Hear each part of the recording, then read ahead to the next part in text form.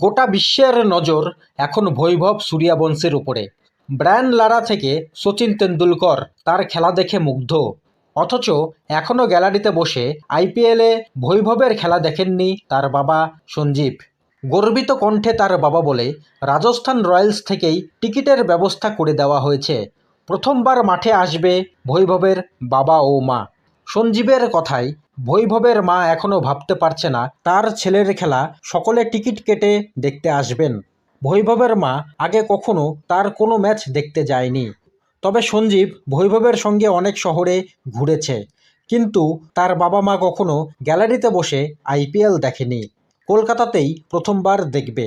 বৈভবের ছোটবেলার কোচ মনীষ ওঝাও প্রথমবার আইপিএলে ছাত্রের খেলা দেখতে আসছেন ইডেনে। এমনকি বিহার রাজ্য দলের কোচ অশোক কুমারকেও বৈভব নিজে আমন্ত্রণ জানিয়েছে। অশোক কুমার বলে, রাহুল দ্রাবিড়ের আদর্শ ছাত্র হয়ে উঠেছে বৈভব। রাহুল স্যার নাকি বলেছেন আগামী 2 বছর খেলার ধরন না পাল্টাতে। বৈভবের খেলা ছোটবেলা থেকে যারা দেখেছেন তারা জানেন 35 বলে 100 করা ওর কাছে কোনো ব্যাপারই না। স্থানীয় লিগে অনেকবার করেছে, কিন্তু আইপিএলের মতো বড় মঞ্চে নেমেই এত বড় চমক দেবে এটা আমরা কেউই ভাবিনি। আইপিএলে বৈভব সূর্যবংশী শুরুটা দুর্দান্ত করেছে। 4 ম্যাচে 37 গড়ে 209 স্ট্রাইক রেটে 151 রান করেছে। এর মধ্যে 35 বলে সেঞ্চুরিও করেছে। আইপিএলের ইতিহাসে এটি যে কোনো ভারতীয়দের মধ্যে দ্রুততম সেঞ্চুরি।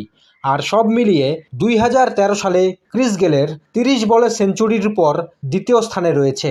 এছাড়াও বৈভব সূর্যবংশী টি-20 ক্রিকেটে সর্বকনিষ্ঠ সেঞ্চুরি করা খেলোয়াড়। মাত্র 14 বছর 32 দিন বয়সে তিনি এই কৃতিত্ব অর্জন করেছেন। এদিকে আইপিএল 2025 মরশুমে কলকাতার পারফরমেন্স হতাশাজনক।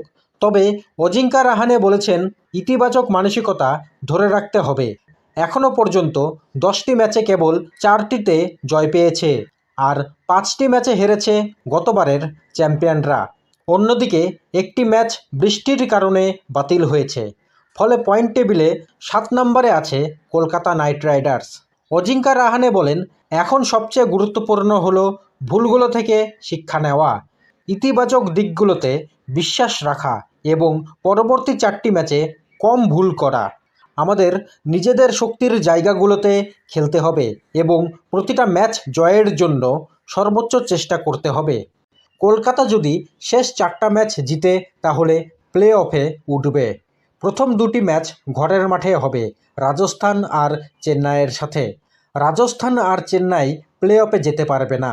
এরপরে ম্যাচ আছে হায়দ্রাবাদ আর বেঙ্গালুরুর সাথে।